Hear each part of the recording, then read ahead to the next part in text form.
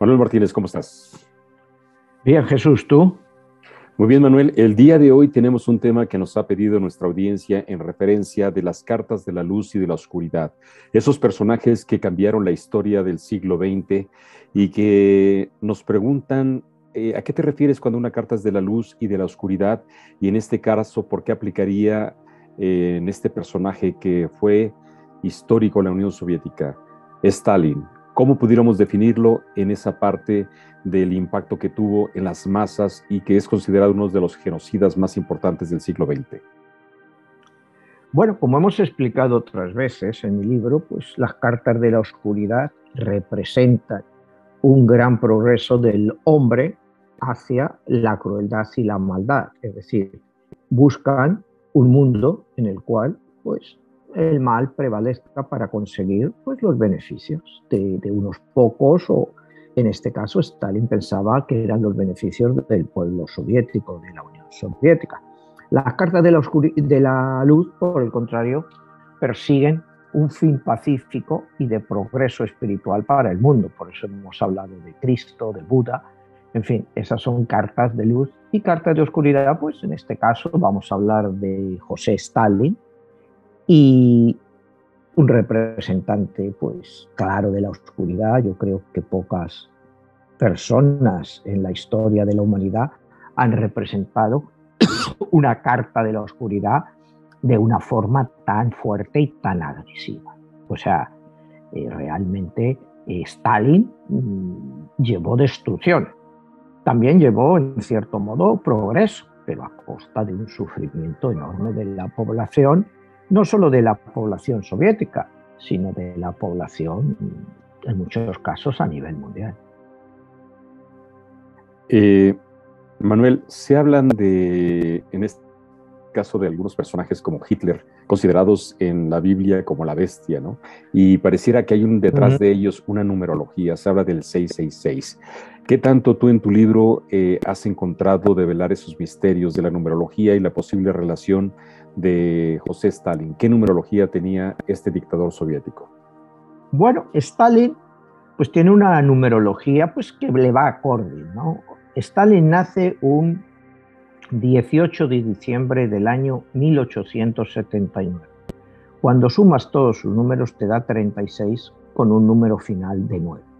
El número 9, como hemos dicho en algunos programas cuando hemos expresado pues, el significado de los números en la numerología, es el número que lleva detrás el peso que han ido dejando los otros números. Es decir, lo que ha dejado el 1, 2, 3, todo se acumula y todo le cae al 9. Es un número de desafíos constantes. Y es lo que Stalin tuvo ya desde niño. Su vida fue una vida de desafío ya desde la niñez. Porque este hombre tuvo una niñez muy complicada, pero él se rebeló pronto y siguió su camino, pues que él consideraba el camino revolucionario. Y sí, fue un revolucionario auténtico. O sea, eso no se le puede quitar, que fue un revolucionario en el cual, pues, maquiavélicamente, pues, para él, el fin justifica los medios, ¿no? Entonces, pues, él utilizó todos los medios a su favor. Fue un hombre, pues, temido y a la vez que odiado, pero odiado discretamente, no abiertamente, ¿no? Entonces, pues, es un representante claro del número 9 llevado a sus máximos extremos. Y creo que el número 9 pues, le aplica perfectamente a José Stalin. Manuel, en tu libro 22, La Guerra de los Dioses, has mencionado varios personajes y dentro de ellos, bueno, que representan parte de la luz y parte de la oscuridad. En este caso, ¿qué tanto pudiera ser en tu libro este personaje de Stalin, el personaje quizá más oscuro que pudiéramos considerar? ¿En tu obra así lo tienes postulado? Le tengo como uno de los tres más oscuros.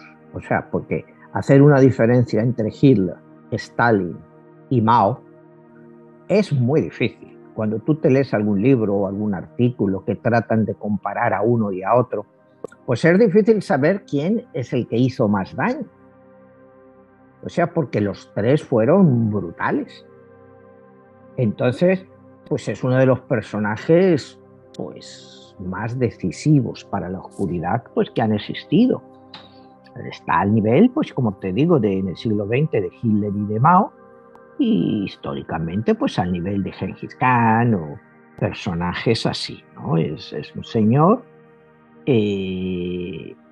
pues con unas ideas muy claras, tampoco hay que negarle, un gran intelectual, cuidado, Stalin era un gran intelectual, era un amante de la ópera, él cantaba arias de ópera, no es que las cantara bien, pero claro, cuando las cantaba la gente se las alababa, absolutamente, pero cantaba ópera, sobre todo ópera italiana, le encantaba la ópera italiana, tenía una biblioteca particular de más de 20.000 libros, era un gran lector, era un gran lector, a él le entusiasmaba la lectura, sobre todo la lectura que llamaba revolucionaria, ya desde niño, desde joven, ¿no? A los 14 años, cuando ya empieza a introducirse en Marx, Engels y todos los otros revolucionarios. Él es un gran conocedor de la historia, sobre todo de la historia rusa, y no quiere volver a cometer los mismos errores. Entonces, se le puede acusar de asesino, de déspota, de cualquier cosa que queramos, ¿no? Todo cabe. Pero no hay que negar la capacidad intelectual y la astucia, porque era un hombre muy astuto y que en las negociaciones siempre ganaba él. Él ganó, pues cuando veremos más adelante, en Yalta, en Potsdam, pues él siempre al final consiguió todos sus objetivos. Cuando se reúne con Roosevelt, cuando se reúne con Churchill, cuando se reúne más adelante ya con Truman, él consigue lo que quiere. Es más, incluso la revista Times, pues, en uno de estos años de la guerra, le hace el hombre del año, porque es el personaje decisivo en la Segunda Guerra Mundial. Aquí en Estados Unidos, pues en muchos casos en algunos países de Europa se considera pues que la Segunda Guerra Mundial la ganó Estados Unidos. Y Estados Unidos sí ganó la Segunda Guerra Mundial, pero el que ganó la Segunda Guerra Mundial en Europa y liberó a Europa de los nazis no fue otro que la Unión Soviética. Y José Stalin fue el que cayó y el que llevó el mayor peso durante toda la guerra. Si nos ponemos a ver la cifra de muertos que hubo en la Segunda Guerra Mundial entre civiles y militares, se calcula que hubo alrededor de 100 millones de muertos.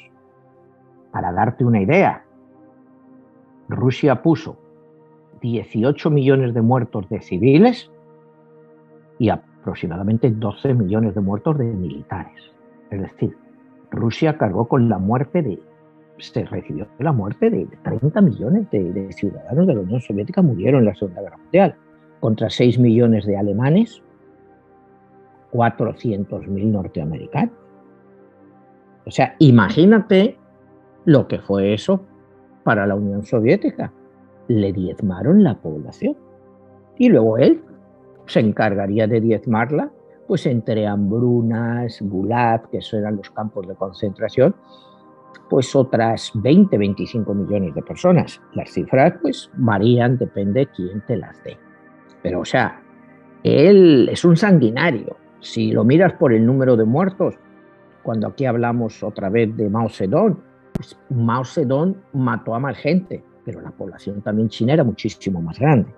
Entonces, pues es un personaje pues, que ha matado quizá per cápita más que ningún otro.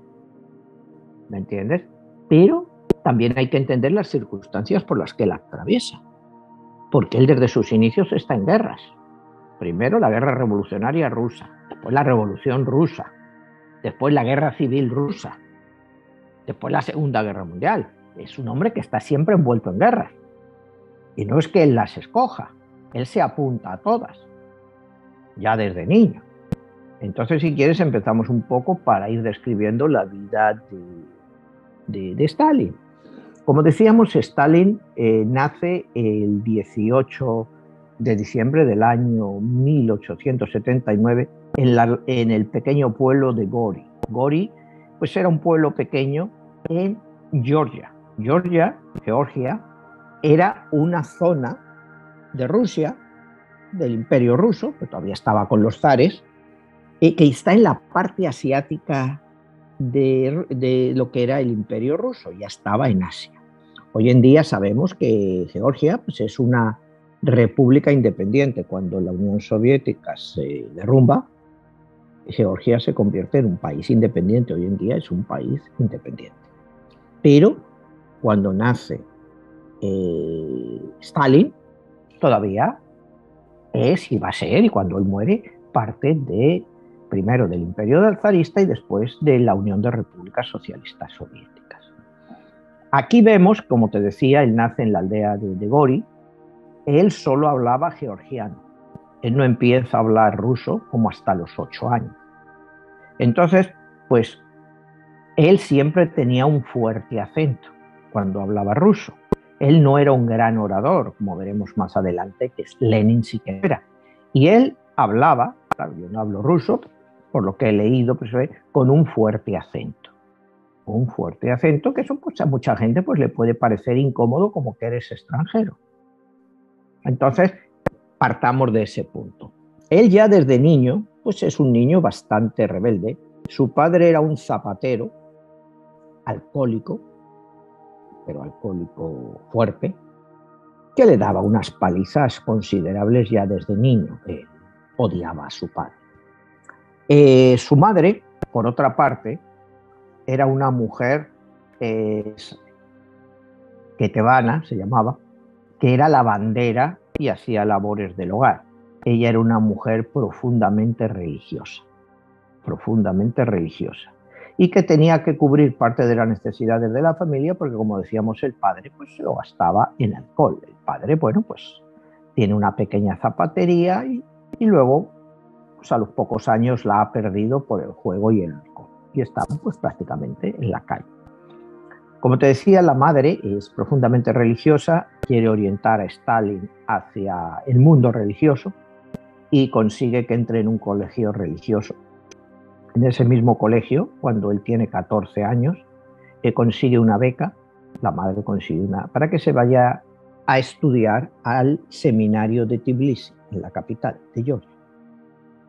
Él allí entra en el seminario, lógicamente, pues ya él va teniendo sus ideas revolucionarias, él tiene acceso a libros que no tenía entonces y le empiezan a influenciar pues ya desde pequeño las ideas revolucionarias. Un par de años después abandona el seminario. Hay diferentes versiones por qué abandona el seminario, pero la más normal y la que más tiene visos de realidad es que pues, las ideas de él contra los zares pues, no eran aceptadas en el seminario. Entonces a él pues, se va de allí, pero ya no vuelve a casa de los padres. Decide quedarse en Tbilisi y unirse a los movimientos revolucionarios antizaristas. Es cuando él empieza a entrar con todos estos movimientos. En 1902 él es arrestado y mandado a Siberia. Él es arrestado pues entre 1902 y 1917, que empieza la Revolución Rusa, entre 12 y 14 veces. No se sabe. Él es mandado a Siberia varias veces. Eventualmente siempre se escapa. Y él llega a una conclusión, que las cárceles zaristas eran demasiado simples y que no eran cárceles de castigo, o sea, que no eran una cosa tan horrible. Y entonces es cuando él, cuando llegue al poder, va a hacer unas cárceles, como él dice, de verdad. Y es cuando te mete todos estos gulags, centros de castigo, que realmente han pasado a la historia por ser cámaras de tortura.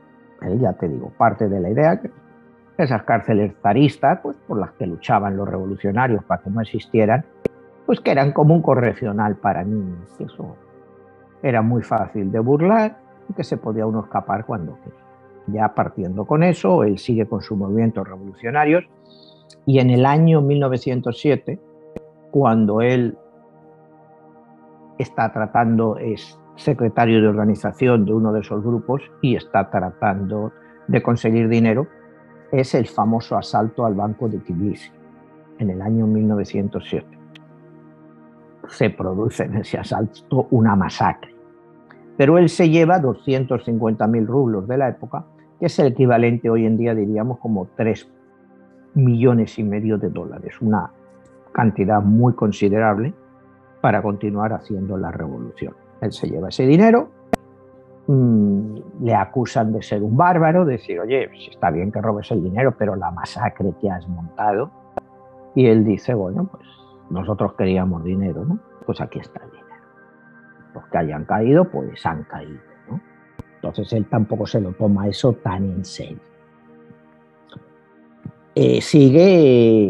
Se va al exilio también, y en el exilio conoce a Lenin, con el cual empieza a tener una cierta amistad. Lenin admira de él su poder organizativo y su capacidad incansable de trabajo. Llega el inicio de la Revolución Rusa, él no como otros se queda allí, porque Lenin estaba mientras tanto en el exilio, Trotsky también, y conoce a Trotsky y desde el primer momento no se llevan bien. O sea, Trotsky era un gran intelectual. Lenin, como te decía, era bastante intelectual, pero era un intelectual rudo. O sea, era un hombre de, si hay que echarse a uno, pues se le echa y aquí no pasa nada. Seguimos adelante. Trotsky tenía un gran carisma, cosa que Stalin no tenía.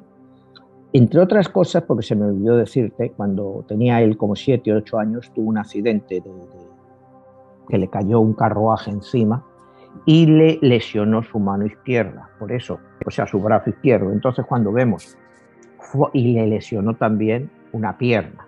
Entonces, cuando vemos muchas de las imágenes de Stalin, le vemos que el brazo izquierdo le quedó más corto que el derecho debido a ese accidente.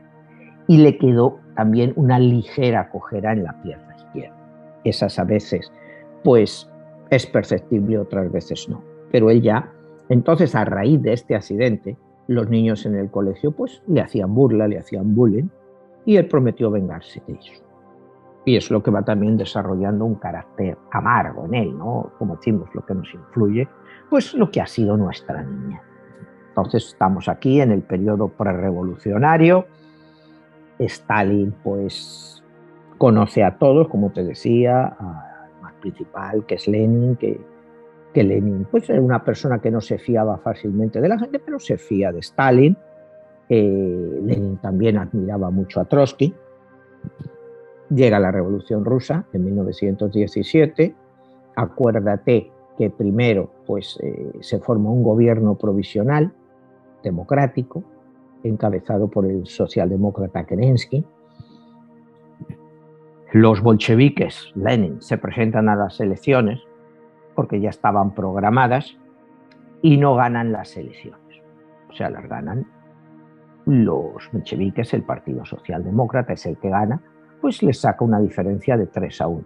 Fueron las únicas elecciones libres, hablando relativamente, pero libres para el concepto occidental, en toda la historia de Rusia.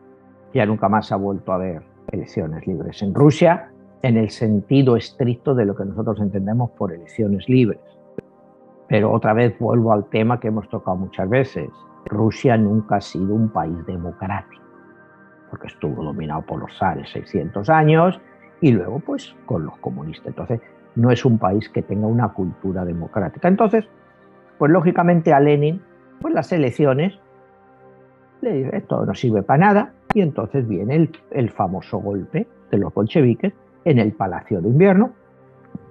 Él toma el poder absoluto y quiere implantar la dictadura del proletariado. Aquí es donde ya Stalin es un miembro importante de este partido bolchevique. En ese momento tenía más predominancia. Después de Lenin estaba Trotsky, tenía, como te decía, un gran apoyo, sobre todo militar.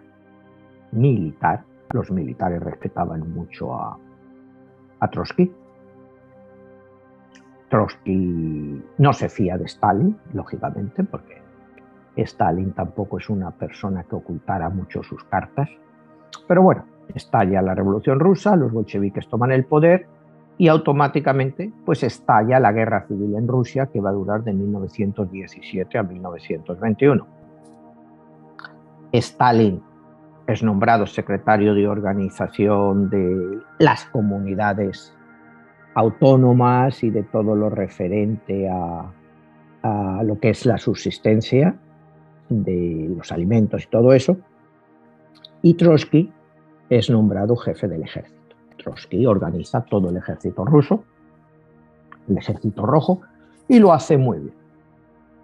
Lo hace muy bien. Pero justo antes de acabar la Guerra Civil Rusa en 1921 y 1920, se crea la nueva Secretaría General del Partido Comunista, y en la cual pues Stalin es nombrado secretario general por Lenin. Claro, esto Lenin le nombra y el comité pues aprueba la nominación. Ahí es donde ya Stalin empieza a tener un control bastante importante de todo lo que es el aparato. Desde el primer momento sus tiros van enfocados a deshacerse de Trotsky, pero mientras Lenin viviera, pues no, eso no iba a ser posible. En el año 1923, pues Lenin cae enfermo, había caído enfermo muy mal, se retira pues a una de estas dachas, y el único que, como Stalin era el secretario de organización, solo permite que él sea la única persona que le visite. Lenin parece que pierde su confianza en Stalin porque le ve un hombre rudo y que haría cualquier cosa por llegar al poder. Entonces, antes de morir, pues Lenin escribe una carta en la cual pues habla mal de todo el mundo, no habla bien ni de Trotsky ni de todos los otros líderes de la época que estaban allí en el Partido Comunista, pero es especialmente crítico con Stalin. Claro, como Stalin estaba allí con él, iba, entraba y te recibía, pues Stalin hace que ese testamento por el momento no se lea, porque Lenin quería que se leyera su entierro. Stalin se las apaña para que ese testamento pues no salga a la luz pública. Entonces se celebra el Congreso y Stalin, que lo controlaba todo, es elegido como secretario general del Partido Comunista. Viene el famoso entierro de Lenin y él hace las fotografías en el famoso ataúd de Lenin momificado, pues como que él era el heredero natural de Lenin. Empieza su campaña, primero de desprestigio, pues contra muchos dirigentes que saben que él ha sido el que ha organizado muchas de las matanzas. Stalin pues se los va eliminando. Stalin es una persona que elimina a todos sus enemigos. No solo sus enemigos, sino también a sus amigos, porque sus amigos saben lo que ha hecho. Es una persona que se deshace de todo el mundo. Se va deshaciendo poco a poco. Del único que no puede deshacerse es de Trotsky, por la cantidad de seguidores que sigue teniendo del ejército. Entonces, pues Stalin decide hacer una purga en el ejército y ordena fusilar a miles de oficiales y suboficiales, que eran seguidores de Trotsky, pues les acusa de todo, pues las típicas cosas que te acusaban entonces, traición, espionaje, y deshace casi totalmente lo que es la cúpula del ejército. Entonces, Trotsky queda muy debilitado y huye al exilio. O sea, primero le llevan a un centro de estos de rehabilitación con mucha propaganda y tal, pero finalmente le dejan que se vaya al exilio. Le dejan o le medio dejan o se escapa, no está claro, pero logra huir, acuérdate que él pasa por diferentes países y finalmente recae en México, donde en el año 1940 es asesinado por un comunista español que se hace pasar pues, por amigo suyo, tiene una novia que era la secretaria de Trotsky, y él, pues, como era su novia y esa, él acaba teniendo acceso a Trotsky, y un día, acuérdate, pues con un piolet se lo echa y le mata. O sea, fue una cosa muy bien planeada. El plan empieza durante la Guerra Civil Española y finalmente, pues, Stalin se quita al que él consideraba su mayor enemigo, tanto personal como para la revolución, porque acuérdate que Stalin era un nacionalista. Él primero quería asentar la revolución en Rusia para luego irla expandiendo. Pero primero tenía que asentarse. Acuérdate que la extensión de Rusia en ese momento pues era de 22 millones de kilómetros cuadrados. Hoy en día creo que está como en 15, pero en ese momento del Imperio Ruso, porque todavía era el Imperio Ruso, y ya luego pasa a ser la Unión Soviética, pero no habían adquirido nada nuevo. Era parte de... Y era una extensión brutal, y él quería pues hacerse con el control de todo eso antes de lanzarse a nuevas aventuras. Él consigue que en relación a Trotsky, estaba diciendo que él es nacionalista y Trotsky es internacionalista. Trotsky era partidario de llevar al mismo tiempo la revolución a todas las otras áreas de Europa. Pero Stalin consideraba que eso no era necesario de momento porque había que asentarse. Siguen los famosos planes quinquenales. Ahí donde más sufre es Ucrania, sufre una hambruna brutal, porque estos planes quinquenales eran muy parecidos a luego los planes quinquenales que te va a hacer Mao, donde se especificaban las cuotas, que cada campesino él hace la abolición de toda la propiedad privada, empieza a crear estas comunas, y la producción, por supuesto, pues no daba de sí, y el pueblo ruso tenía hambre. Y le sacude particularmente al pueblo ucraniano. Sí. Manuel, ahora que mencionas a este personaje Stalin y los inicios de la Unión Soviética, ¿qué tanto todo este tipo de infancia que él tuvo, toda esa influencia de sus padres, le pudieron determinar para ser un personaje tan oscuro? ¿Qué tanto pudiera ver que eso, aunado con la parte militar, representaría que crearía literalmente pues a una de esas personalidades que son extremas, ¿no? ¿Cómo lo ves tú por ahí? Bueno, pues como te decía antes, la influencia de los padres pues tuvo mucho que ver, ¿no? Estamos hablando más o menos de los años 30, cuando él empieza la campaña esta de los planes quinquenales, que traen una gran hambruna a Ucrania. Y Ucrania se habla de que murieron 5 millones de personas de hambre por culpa de estos planes quinquenales. Como te decía, pues se especificaba una cuota, todos los campesinos tenían que tener una cuota, pero esa cuota era más alta que lo que ellos podían tener, o sea que ellos tenían que entregar todo y se quedaban sin nada y se morían de hambre. Esta es una de las cosas pues, que han creado mucho odio, como la vemos entre Ucrania y Rusia, todas este tipo de cosas de Stalin. Entonces estamos en el año los 30, en el año 37, pues Stalin visita a su madre, ¿no? Desde que muera, y le pregunta a su madre, ¿sabes quién soy yo? Y dice, bueno, eres mi hijo. Y dice, ¿y sabes lo que hago ahora? Dice, soy pues, el presidente, el secretario general de toda la Unión Soviética. Y dice, ¿y eso qué es? Le dice la madre. Dice, bueno, ¿tú te acuerdas del zar? Y la madre dice, sí, claro. Dice, pues yo soy el nuevo zar. Y la madre le dice, bueno, mejor hubiera sido obispo, como ella quería, ¿no? Entonces, Stalin ya no la vuelve a ver más a la madre.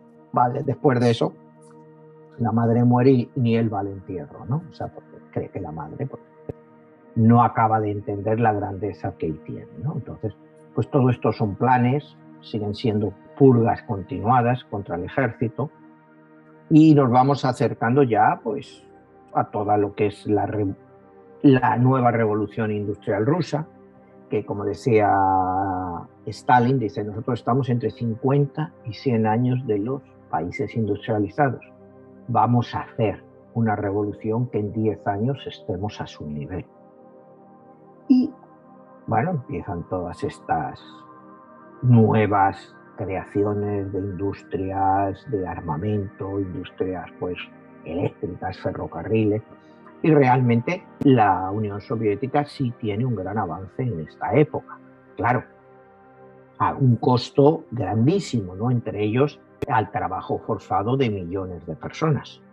Claro, y él hace obras brutales, ferrocarriles por sitios donde antes no se podía pasar, derribando montañas, y todo lo hace con varios millones de presos políticos o presos comunes, porque ahí cualquier persona, pues por cualquier cosa, pues como necesitaban trabajadores, pues lo mandaban, eran parte del programa. Había que tener tantos millones de personas trabajando gratis a costo cero, solo que les dieran de comida para el Estado, trabajando pues 15, 16 horas diarias y muriéndose de frío, de calor.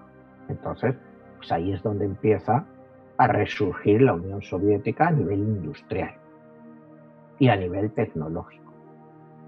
Según avanzamos a los años, como dice Stalin, las ideas son más poderosas que las armas. Nosotros no dejamos que nuestros enemigos se armen. Entonces, ¿por qué vamos a dejar que nuestros enemigos tengan ideas? Entonces, todos los que tenían alguna idea que era contraria a lo que él quería, venga, para el gulag, para trabajar gratis, ¿no? Él hace una reflexión y dice, Dios no es injusto, sino que en realidad no existe. Hemos sido engañados. Si Dios existiera, habría hecho un mundo más justo. Dice, te doy un libro para que lo veas. O sea, él tiene pues sus reflexiones, como te digo, él es un gran intelectual. Más adelante veremos que en la conversación que él tiene con Roosevelt y Churchill en Yalta dice, el que lo dice es el presidente americano Roosevelt, dice, Dios está de nuestra parte. Y entonces Stalin le responde, ¿Dios es conservador? Bueno, el diablo está de mi parte. Y él sí que es un buen comunista. Son reflexiones que, claro, nos pueden parecer un poco grotescas, pero denotan un cierto nivel intelectual importante de cómo defender sus ideas. Tú estás Dios contigo, pues como yo no creo en Dios, pues el diablo está conmigo. A ver quién es más fuerte, si Dios o el diablo. Y esto va un poco en mi libro de la guerra de los dioses, ¿no? Que es un dios contra otro dios. O sea, dice que un movimiento político es prácticamente imposible en que todo el mundo esté de acuerdo. Entonces dice, la verdadera conformidad solo es posible en el cementerio. O sea, él es un intelectual.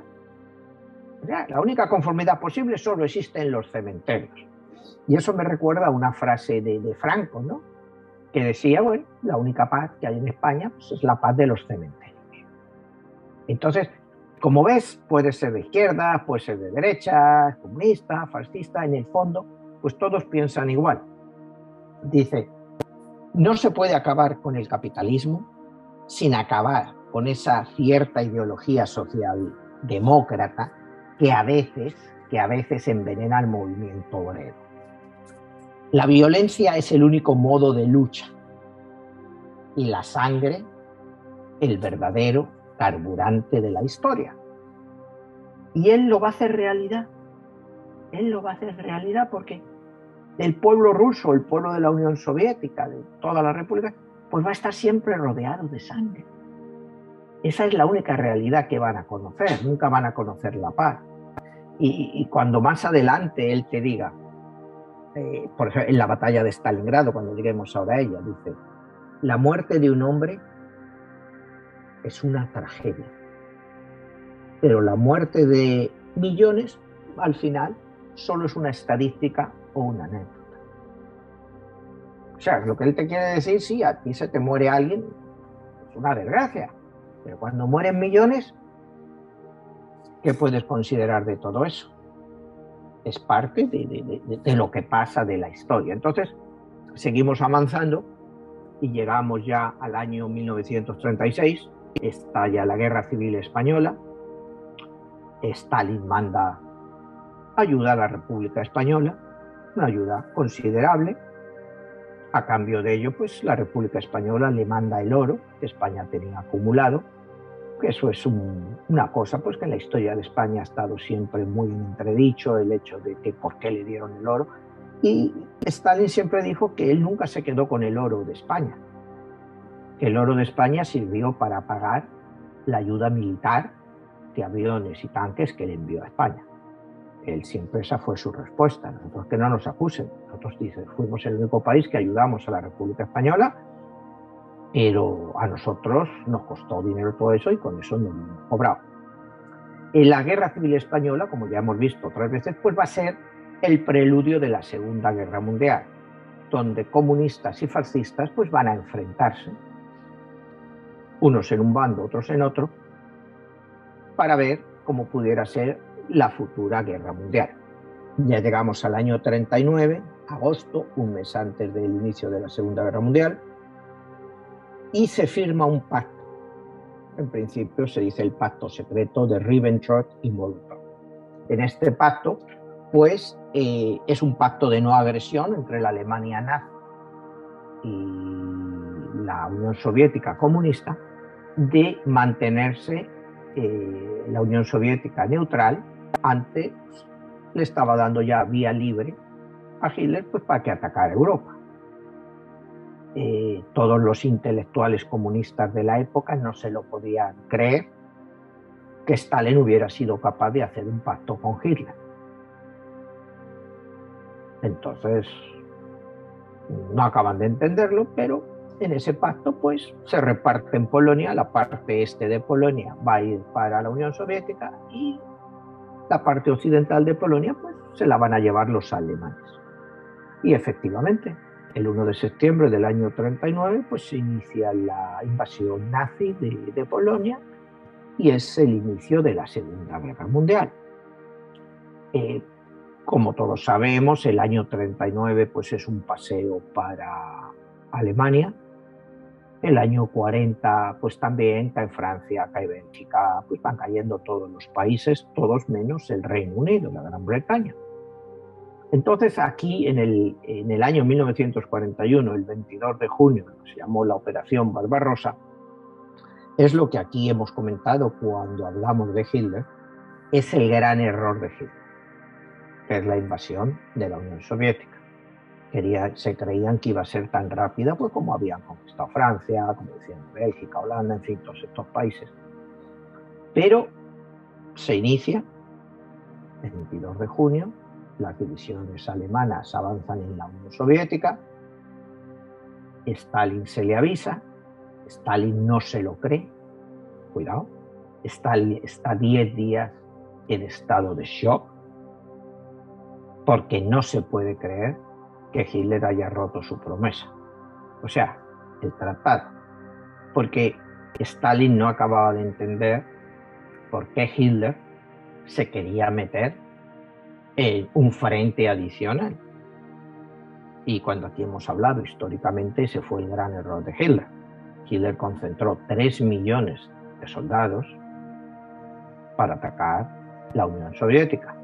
Al principio pues fue todo muy bien, los rusos, como te digo, estaban sorprendidos, pero los rusos siguieron lo que es la táctica rusa histórica, como hicieron con Napoleón y con cualquier otro intento de invasión, de tierra quemada. Cualquier posición que los rusos perdían, quemaban todo. Quemaban los campos, quemaban todo. O sea, que para los que venían detrás, es decir, los alemanes, en la retaguardia no tenían que comer. Claro, con esto también se quedaban sin comer pues, los ciudadanos rusos.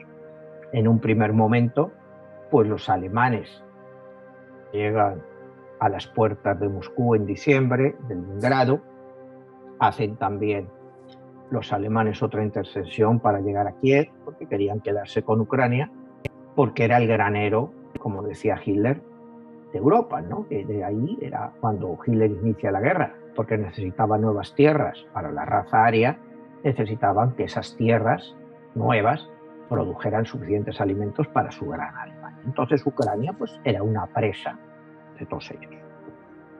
Hitler entra, llega como a 30-40 kilómetros de Moscú. Ya los moscovitas estaban dispuestos a quemar Moscú, como lo habían hecho con Napoleón, pero Stalin logra mandar como 1 millón de soldados para defender Moscú. Los ataques alemanes son rechazados una y otra vez. Es la primera vez, cuidado, que la invasión alemana es frenada en cualquier país. Y él lo frena en Moscú cuando va a empezar ya el invierno. A partir de ahí ya empieza un problema muy, muy, muy grande para los alemanes, que no se esperaban esta enconada resistencia rusa. Y es como dice Stalin, en la Unión Soviética es más fácil morir que echarse para atrás, porque él crea una directiva y a todo el que retrocede tiene tropas detrás que los van fusilando. O sea, nadie podía retroceder. Soldados que se echaban para atrás ante un avance no se les permitía, se los ametrallaba. O sea, imagínate las tácticas de dureza tan brutal que impone el caballero este, ¿no?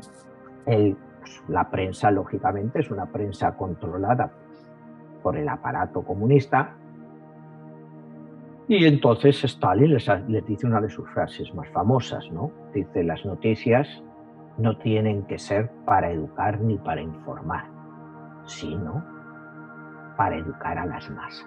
Entonces ahí ya estamos con el inicio, no el inicio, porque el inicio de la posverdad que vivimos ahora y de las grandes mentiras, pues es obra alemana, sobre todo de Goebbels. Pero los rusos pues siguen la misma táctica, ¿no? Y los alemanes, como te digo, no pueden entrar en Moscú, tampoco pueden entrar en Leningrado. Leningrado, cuando 2 años después es liberado, pues han muerto 900.000 civiles y 1 millón de soldados. O sea, como estamos viendo, pues las cifras no son de bromas, ¿no? Se habla pues de diferentes cosas y tal, y hay alguien que le menciona elecciones y cosas de esas, y es otra de las famosas frases de Stalin. Dice: en unas elecciones es relevante a quién o a qué partido se votará. Lo que realmente vale es quién va a contar esos votos. Eso, pues lo hemos visto mucho, sobre todo a los que estamos familiarizados con Latinoamérica, pues con la política electorales de algunos países nuestros. Él sigue luchando, él traslada hacia Asia y hacia el este pues una gran parte de su producción industrial, sobre todo para conseguir pues lo que son sus nuevos aviones, sus nuevos tanques. Él consigue en un tiempo récord que todo lo que es la cuestión defensiva y de producción de armas en la Unión Soviética llegue a máximo para hacer frente a los alemanes. Los alemanes retroceden y van hacia Stalingrado, ¿no? Porque Stalingrado es donde acaba el Volga. Es una región pues clave. En un primer momento los alemanes creen que han entrado en Stalingrado. Parte de los soldados y de la población se retiran del otro lado del río. Y ahí es donde empiezan a hacerles frente en lo que es la batalla más dura de toda la historia de la humanidad que conocemos. La batalla de Stalingrado fue la batalla más dura. Es una batalla que dura un año.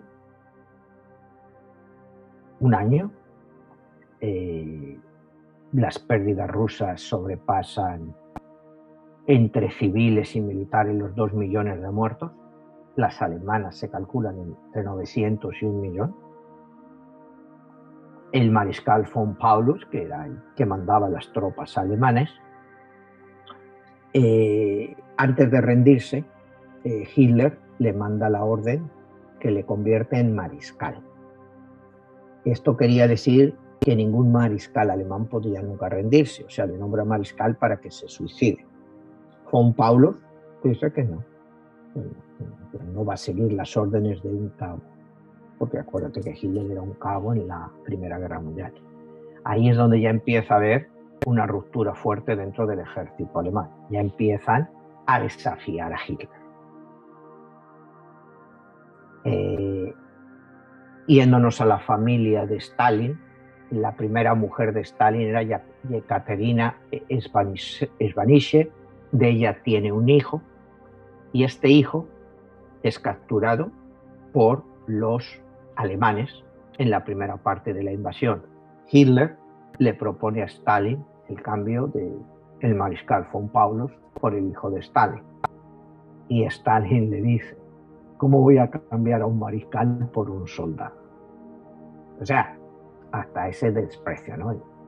Y esa fue su primera mujer. Después él se casa con la que fue su gran amor, que es Svetlana, y esta mujer pues es la que más influye en Stalin, pero ella, cuando muere en el año 1932, esta mujer muere oficialmente de una peritonitis, pero la verdad es que esta mujer se suicida, ¿no? Esta mujer se suicida, y las malas lenguas dicen que se suicida después de una pelea con Stalin, y no se sabe si es que ella se suicida o que Stalin la suicida. Oficialmente, en las crónicas históricas ha quedado como suicidio, pero la versión oficial quedó como peritonitis. De todas formas, cuando muere esta mujer, Stalin dice que el amor de su vida ha muerto y que ya él nunca más va a amar a nadie. Entonces, su carácter se hace todavía mucho más agrio y mucho más indiferente a todo. De ahí es lo que te digo, cuando le quieren cambiar al hijo de su primera mujer por el mariscal von Paulus, es por lo que este hombre dice: nada.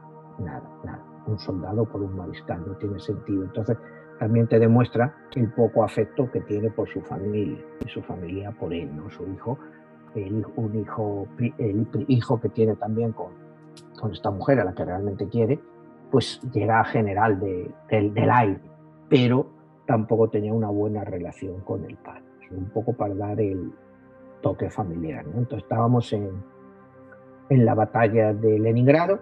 Los rusos, con muchísima sangre, pues logran conquistar. Es la primera gran derrota, porque ya les había derrotado en Moscú, y en Leningrado, pues después de la caída de Stalingrado, pues Leningrado es otra vez recuperado para la Unión Soviética por las tropas de Stalin, y ya es aquí donde se inicia el gran contraataque ruso sobre toda Europa. Y ya el ejército ruso, a partir de ese momento, pues resulta imparable. Ya las tropas alemanas en lo que es el frente del este están retrocediendo. Hitler les pide a los aliados que abran otro frente, es decir, es cuando se inicia la invasión aliada americana, que entran por Italia, y ya preparando para un año después, en el año 44, pues el famoso desembarco de Normandía. Y ya Hitler tiene que distraer tropas para estar en varios frentes a la vez. O sea, ya es donde te digo, es donde es el gran error de Hitler. Entonces, ya Stalin ya está enloquecido, ya solo quiere la destrucción de Hitler y de Alemania. Siguen avanzando, por supuesto, las tropas alemanas, las tropas rusas entran en Ucrania, después entran en Polonia, conquistan Varsovia. Cuando llegan a Varsovia, pues Varsovia está prácticamente destruida, porque la han destruido los propios alemanes. Claro, cuando se iban, la destruyen. Siguen avanzando, es cuando más adelante van entrando, ya los alemanes se tienen que ir replegando de todo, concentrarse en lo que es defender a Alemania. Es cuando ya los soviéticos entran a campos como Auschwitz y todo eso, empiezan a entrar a los campos de concentración, y cuando empezamos a conocer lo que fue el Holocausto judío. Llega pues, el año 45, las tropas alemanas, el 30 de abril, pues entran en Berlín, son las primeras tropas que entran en Berlín. Hitler se suicida, las tropas rusas que entran ahí al Reichstag ponen junto los huesos, las cenizas, lo que quedará de Hitler, y se lo llevan, ¿no? O sea, nunca sabemos. Stalin no estaba tan seguro de que Hitler hubiera muerto, pero sus tropas le confirman, sus generales, sobre todo el gran mariscal Zhukov, que fue el gran artífice de toda la estrategia rusa durante la Segunda Guerra Mundial, me confirma pues que sí, que Hitler pues que se ha suicidado. Aunque se haya quemado, pues todavía quedan restos de huesos y algunas cosas, y que sí, que es Hitler. Llega pues las conferencias famosas, la conferencia de Potsdam, y ahí es donde ya pues, se hace el reparto de Europa. Stalin se va a quedar con influencias sobre toda la parte oriental de Europa y un tercio de lo que era la antigua Alemania, que conoceremos como la Alemania del Este. Ya estamos en el año 1945. A Stalin solo le quedan 8 años de vida. Se me olvidó comentar antes que justo antes de comenzar la Segunda Guerra Mundial, Stalin hace otra gran purga de oficiales y elimina miles de oficiales, desde generales, coroneles, pero no te creas que eso, digamos, si hay 1000 generales o entre generales y coroneles, pues ejecuta 800. Entonces eso es por lo que también en un primer momento las tropas alemanas son más eficaces, porque los soviéticos tampoco tienen un nivel de mando unificado y coherente, porque Stalin ya había liquidado a esos oficiales. Llegan, como te digo, ahí a Potsdam, se reparte en Europa, en cierto modo se reparte en el mundo, y a Stalin le preguntan y Stalin dice: la muerte soluciona todos los problemas. Sin hombre no hay problema. O sea, él te lo deja entender. Si tú liquidas a la gente, se acaba el problema. ¿Qué problema? Los problemas te lo da la gente. Si tú liquidas a la gente, pues ya no hay problema. Y esa es una de las frases pues, que más chocaron a los aliados, ¿no? Dice, para ganar una guerra, les dice a estos señores, no hace falta vencer en el frente, sino que es necesario también revolucionar a la retaguardia, porque son sus reservas, y es lo que él hace con el pueblo ruso. Él gana la guerra, pero él a su vez tiene a su pueblo, por todo lo que han sufrido, totalmente revolucionado. Y él se mira a sí mismo cuando le dicen, bueno, eres un triunfador, eres el dueño de Europa, porque realmente él era el dueño de Europa, era el hombre más importante de Europa. O sea, en Estados Unidos sí estaba Truman, pero en Europa el miedo y el terror era para que Stalin, pues en un momento dado, pues, decidiera pues, que toda Europa iba a ser comunista. ¿Y quién le iba a poner frente? Pues sí, otra vez Gran Bretaña, Estados Unidos se iba a meter en otra guerra, Estados Unidos acaba su guerra del Pacífico, tiene su bomba atómica. Entonces ya ahí Stalin también se modera, porque él dice, bueno, necesitamos tener la bomba atómica, que solo es cuestión de tiempo para poder hablarnos de igual a igual con los americanos. Y él dice otra frase, dice, el destino baraja las cartas, pero nosotros somos las que los jugamos. Y eso es cierto, a cualquier persona, pues, por ejemplo, que sea aficionado a las cartas o juegue póker, sabes que, bueno, que es el destino el que las está barajando, pero a ti son las cartas las que te llegan y son las que tú tienes que jugar. No puedes jugar otras cartas que las que tienes en la mesa.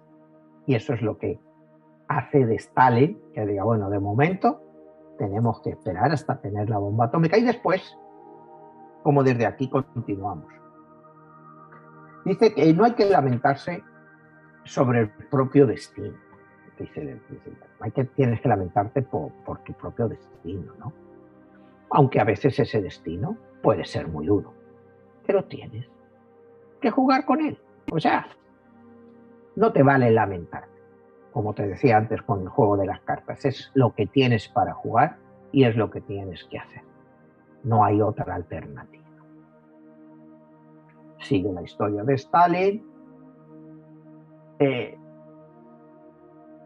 Tiene momentos de recuerdo para su esposa, con la que murió en el año 32, y en una entrevista dice: ella ha sido la única criatura que ha logrado, fíjate, que ha logrado ablandar mi corazón de piedra. O sea, ella se conoce.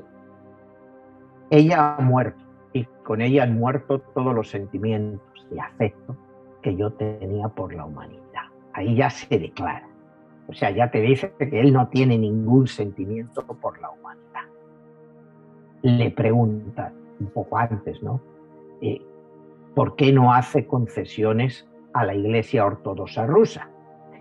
Y él se empieza a reír, dice: ¿cuántas legiones tiene el Papa? ¿Cuántas divisiones? ¿Cuántos tanques tiene el Papa para que yo haga confesiones?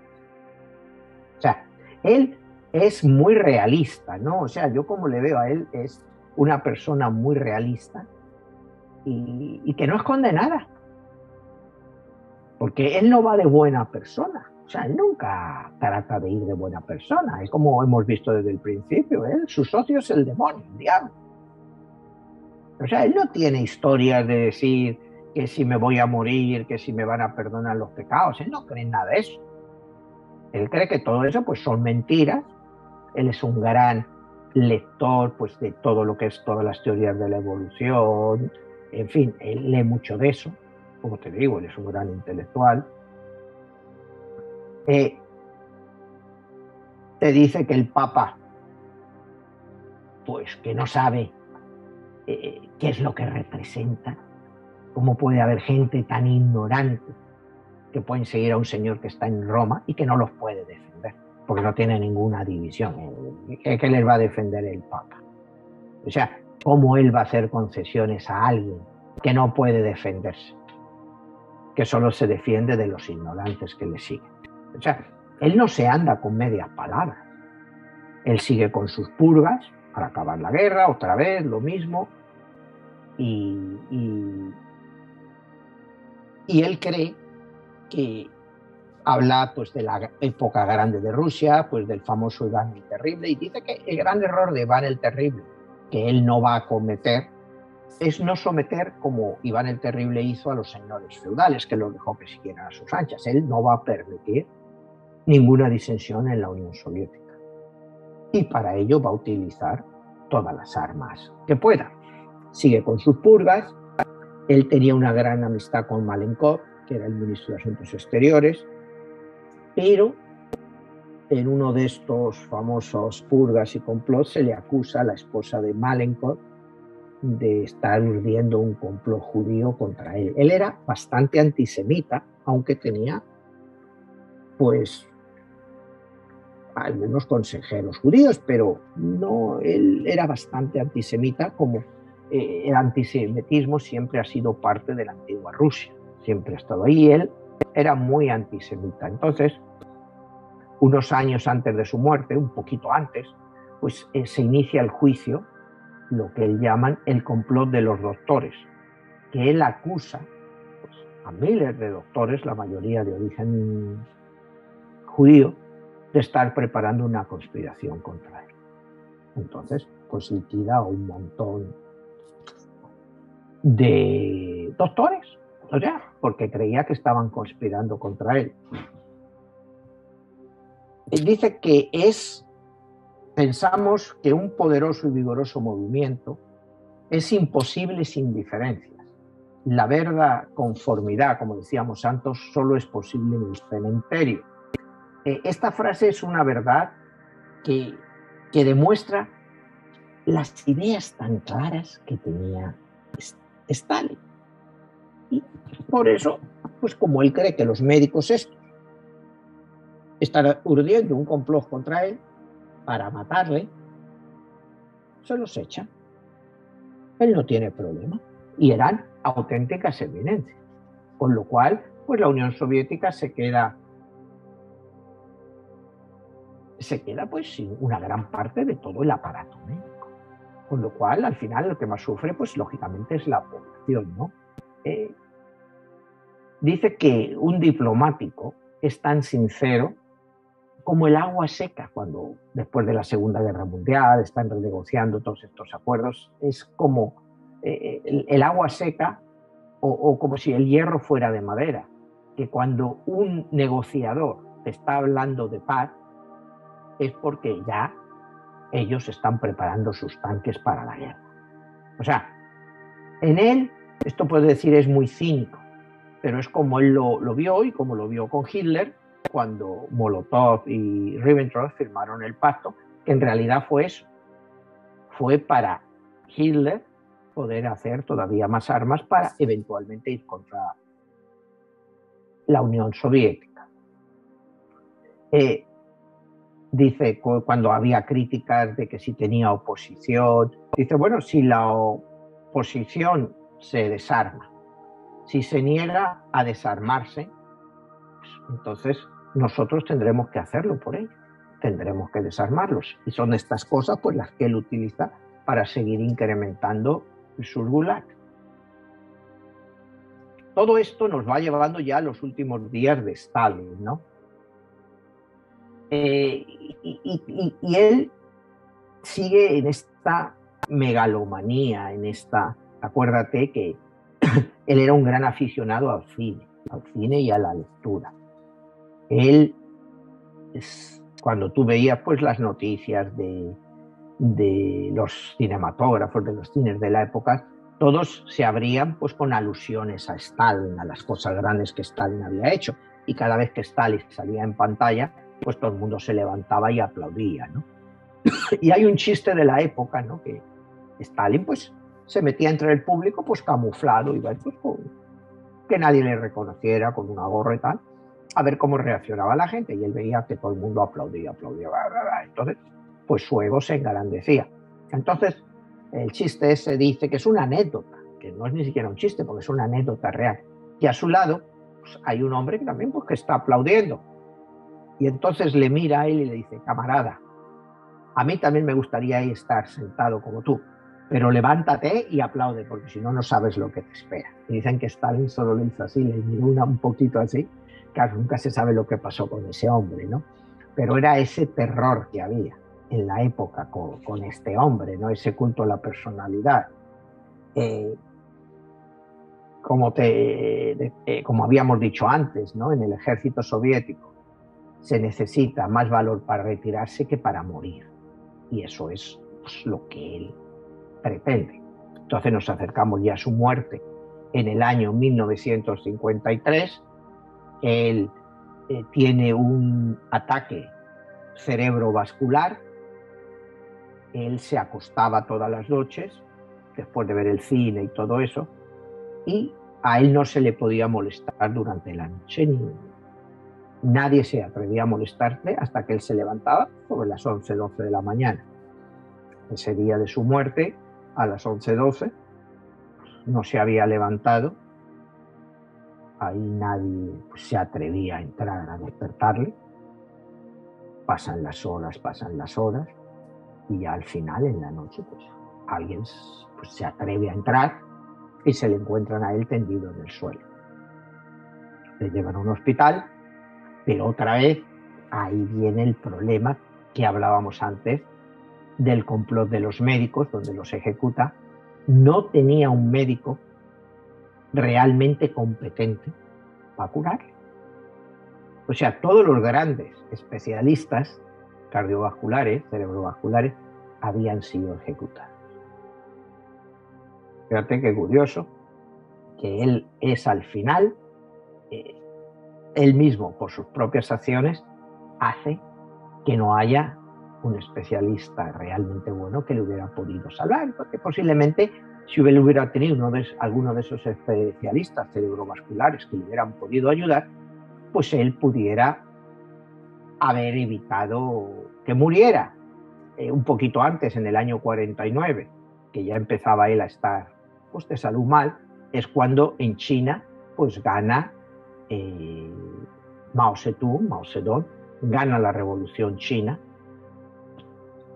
y empieza la relación. En principio se llevan bien, Mao Zedong y Stalin tienen una buena relación, pero en el fondo parece que Stalin no se fiaba de Mao, ¿no? Él tenía supuestamente un espía que se le conoce como J.C. Won.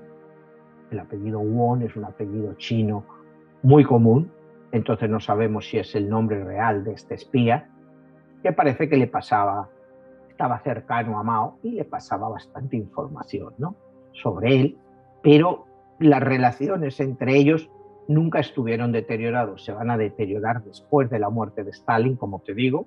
A la muerte de Stalin pues hay una conmoción nacional en la Unión Soviética.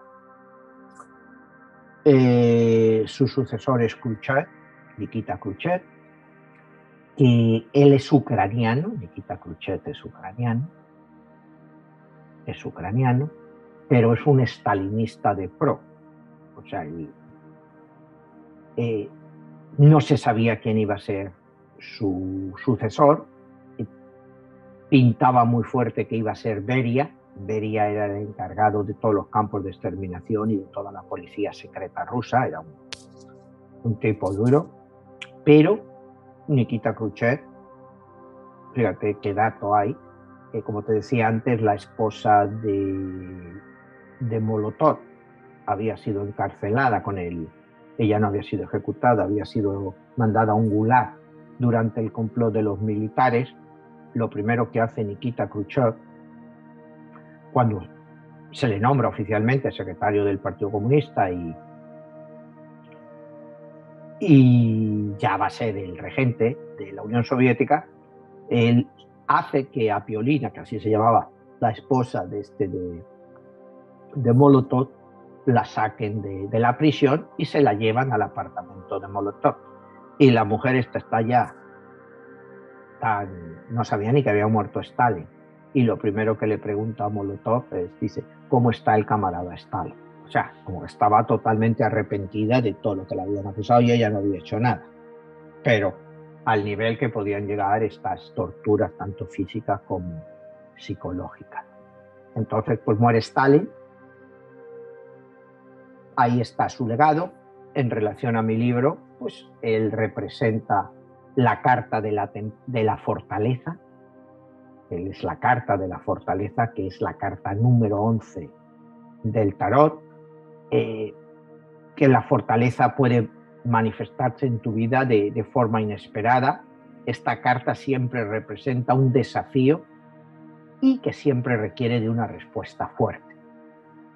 Por lo que hemos visto y hemos explicado, pues el desafío siempre le llevó. Stalin siempre estuvo desafiado desde niño en el poder y su respuesta siempre fue fuerte. Él empleó la fuerza bruta, haciendo acto de esta carta tan poderosa como es la fortaleza. Necesitaba, a través de esta carta, expresarse y lo hizo muy bien. Como curiosidad, es que Stalin estuvo en el poder por 33 años, número maestro, y Hitler estuvo en el poder por 11 años, también otro número maestro. Por eso te digo, juego con ellos en mi libro.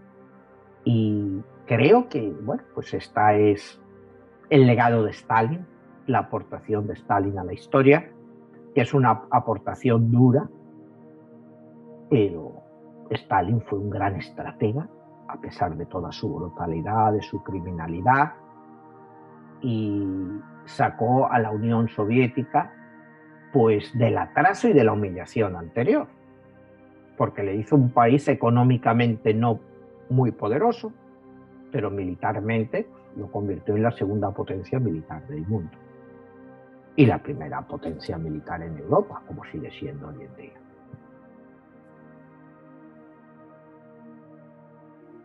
Manuel, pues muy bien, Manuel, con toda esta revisión histórica que has hecho de uno de los personajes quizá más oscuros que ha habido en el siglo XX, pues no queda más que invitar a nuestra audiencia a que, bueno, compartan esta transmisión. Aquellos que quieren buscar tus libros pueden encontrar estos programas también para escucharlos nuevamente en Spotify. ¿Y dónde es que pueden encontrar todas las demás publicaciones que tú tienes? Pues todas se encuentran en Amazon, como hemos dicho otras veces, tanto en libro físico como en ebook, como en audiolibro, tanto en inglés como en español. Hay también las novelas gráficas, todo. Pues muy bien, Manuel, te agradezco mucho y nos estamos viendo. Hasta la próxima. Hasta la próxima, Jesús.